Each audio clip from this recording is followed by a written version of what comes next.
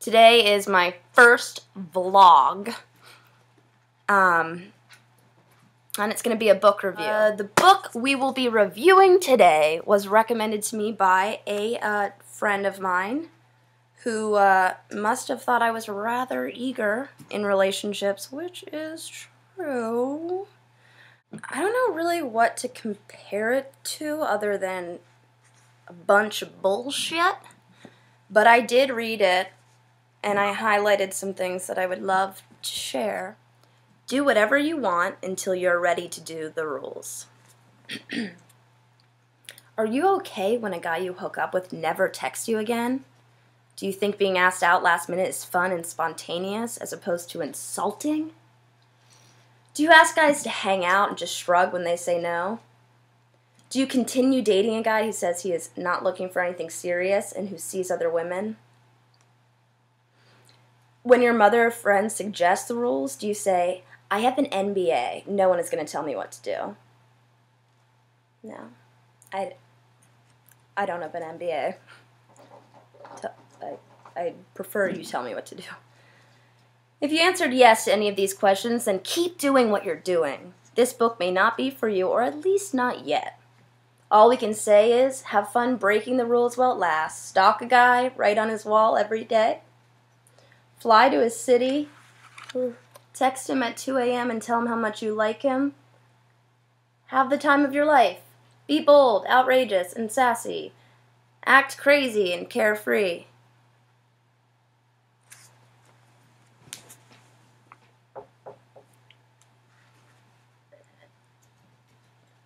Okay. Rule number 1. Be a creature unlike any other. A creature unlike any other has too much self-esteem to chase guys. She instinctively knows that every guy has a type or look. Rule number 2. Look like a creature unlike any other. We're going to go straight to the clothes. If a woman wants to catch a man's attention, she should wear sexy, trendy, though not necessarily expensive, clothes. Like tops that show some cleavage with a push-up bra and a short skirt. Okay, I'm going to need to... Okay. So a Victoria's Secret bra with the tits already in them. Anything above the knee. We remind women to dress for men, not for other women. Or apparently yourself. Men don't care for flat shoes, even if they are Chanel or Tory Burch. They want you to look feminine in heels, as high as you can stand.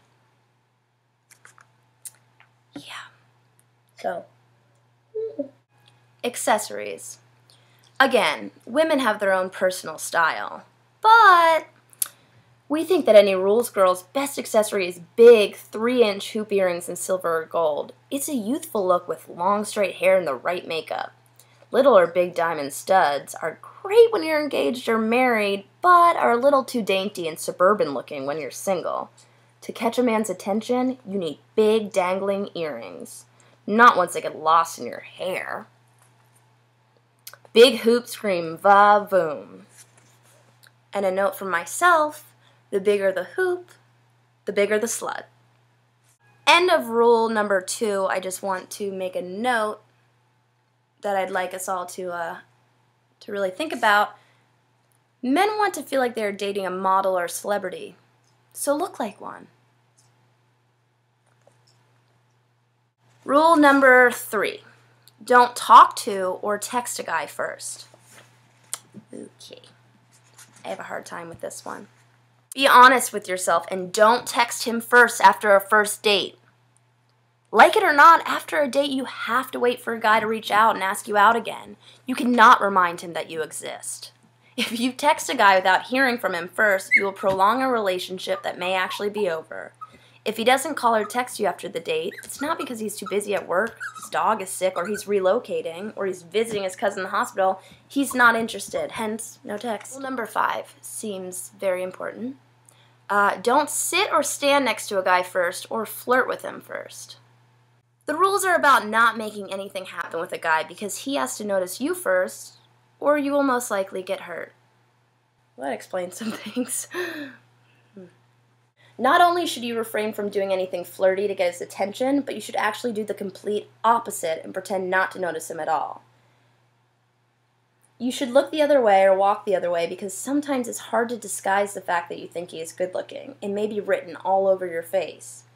And if he notices you staring at him, he will know that you like him. He might typecast you as easy and lose interest.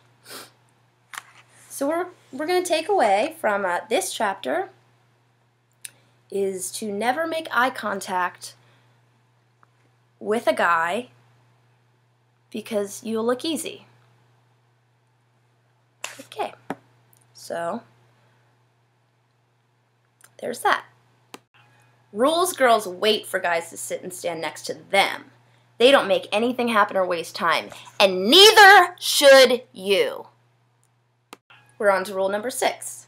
Wait at least 4 hours to answer a guy's first text and a minimum of 30 minutes thereafter. So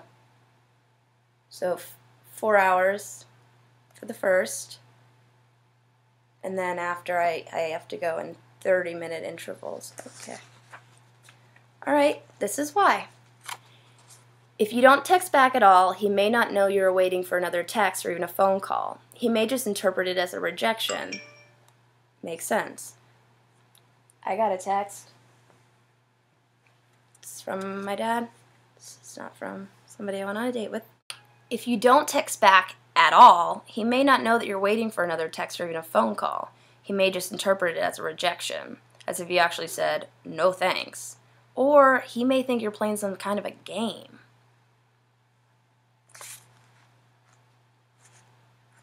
I feel like it's telling me to play some kind of a game, right? I mean, I'm wearing the hoop earrings, and I'm waiting an hour, and then 30, and I'm trying not to make eye contact with him, and is it not a game? All right, let's finish up this shit. If a guy is texting but not asking you out, you have to cut him off until he gets that you're too busy to just chat endlessly. I love chatting endlessly. I really do. Damn it. Okay, so this freezes him out plan is not about playing games. No. But about boundaries, self-esteem. Instead, silently show him that you are not available by not responding at all during the weekend, so he knows... It's my dad again.